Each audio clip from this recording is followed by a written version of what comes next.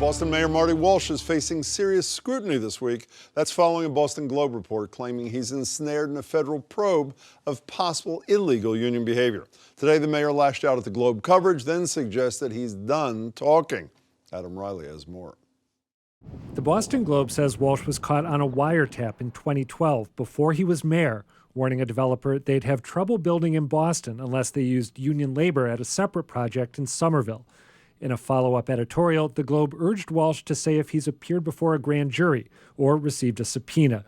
This morning, speaking to Boston Herald Radio, Walsh had a scathing take on the Globe's coverage. There's no factual evidence that it's all people off the record. Attacking somebody's integrity, I think, is unfortunate. And unfortunately, I don't know if that sells papers. A couple hours later, after a mayoral appearance at Roxy's Grilled Cheese in Allston, I asked Walsh about his implication that the Globe is acting in bad faith. I didn't necessarily say that. I just said that I think that, what's happening here is that there's clearly an investigation going on, and that somehow I've been pulled into this conversation, and but I'm gonna wait and see what happens at the end of the day. And Walsh suggested he's done talking about lingering questions, like whether he's had contact with a grand jury. I'm moving on. I'm the mayor of the city of Boston. I'm focused on being the mayor, and I'm not going to play this out in the press. This is if there's issues here, it's a legal issue. We'll let the United States Attorney's Office handle it. Adam Riley, WGBH News. Joining me now, Michael Sullivan, a former U.S. attorney himself, now partner at the Ashcroft Group. Nice to see you again, Michael. Stephanie Soriano-Mills is a Boston defense attorney. Good to see you too, Stephanie. Michael, the mayor is upset with the Boston Globe, apparently. If I'm Mayor Walsh, I'm upset with your successor. Obviously, there were leaks from the U.S. Attorney's Office about all this stuff, his wiretap, the whole investigation. That's where his anger should be, isn't it? Well, I agree he should be upset about it, and rightfully upset about a leak. We don't know where the leak came from, and I think that's probably one of the greater frustrations you have as a prosecutor, as a U.S. attorney, when there's leaks during the course of an investigation that really might undermine the investigation or, might sadly, implicate people that have nothing to do with the criminal probe. But it was obviously intentional on somebody's part. Well, certainly somebody leaked the information. The $64,000 question is who, and oftentimes the who is never answered. There's an article in the Globe about the U.S. attorney and how difficult and how there's a higher level of something or other of examination prior to a decision being made when it's a public official. You actually indicted Chuck Turner, city councilor. Coincidentally, your mother-in-law, Diane Wilkerson, former state senator, Sal DeMacy. Is that true? Do people like that and Mayor Walsh potentially get a more, quote, detailed level of review because of who they are as opposed to if it were me or her? No, absolutely not. I mean, the standard with regards to bringing a federal indictment is the same, whether it's, somebody like a high-ranking political figure, whether it's a corporation. You didn't say to your associates when you're doing the DeMacy investigation, this is the Speaker of the House. I think people... We need a different standard here? No, not a different standard. I don't mean a different standard. We got to be really as sure as we can possibly be that we're right here, no? No, I don't think so. Obviously, there might be a hypersensitivity with regards to the public interest in the matter, but the standard with regards to bringing an indictment is exactly the same. Does the mayor have a beef here with the U.S. Attorney's Office, with the Globe, or is he just basically spinning this thing? I think he absolutely should have one. I mean, clearly we don't know who may have leaked the information, but whether it was a leaking by the U.S. Attorney's Office or a reactive U.S. Attorney's Office who's going off of what the Globe says and then running with it, potentially smearing the mayor who has absolutely nothing. There's nothing to substantiate he's done anything wrong. And it's really a slippery slope here. We're trying to indicate or say that the mayor has done something wrong when there's no proof of that. There hasn't been one developer that has come forward at all, ever, in this history of advocating for labor groups that have said he's in any way ever done anything threatening. And I think we have to be very careful to make sure that the line is drawn between advocacy and threats. And I want to get to advocacy and threats for a minute, but I want to stay on the mayor for a second. If he's got nothing to hide,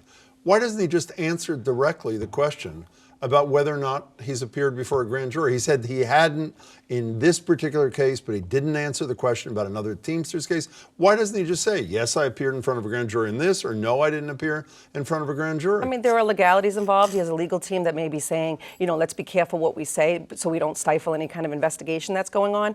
But let's just say he did appear. Wouldn't it be in his interest to say that? Because if you're appearing in front of a grand jury, essentially you're not a suspect. But when you say there are issues, one of the things that his administration originally recently said the Globe did a Freedom of Information request for any communications between the mayor's office and the U.S. Attorney's office, and the mayor's people said something like, we can't do this, we're prohibited from doing it. And then there was a state official that said, no, you're not at all, and now they got to release that stuff too. I mean, people who have nothing to hide, at least my motto always is, if you have nothing to hide, then disgorge everything. Why not? I agree with that, but I think the mere fact of him saying if he did appear before a grand jury is going to have many lay people, including the media, coming down on him as, oh, he's appeared there, as if that's criminal in and of itself, and it's not. Of course it's not. You know, I'm sure you had to deal with this in your years as the Attorney General. The amount of power that your office has, or the office has, whether it's through a leak, which is illegal beyond the fact that it's arguably unethical, go back to the Speaker of the House, who was a co-conspirator but not indicted, the current Speaker of the House,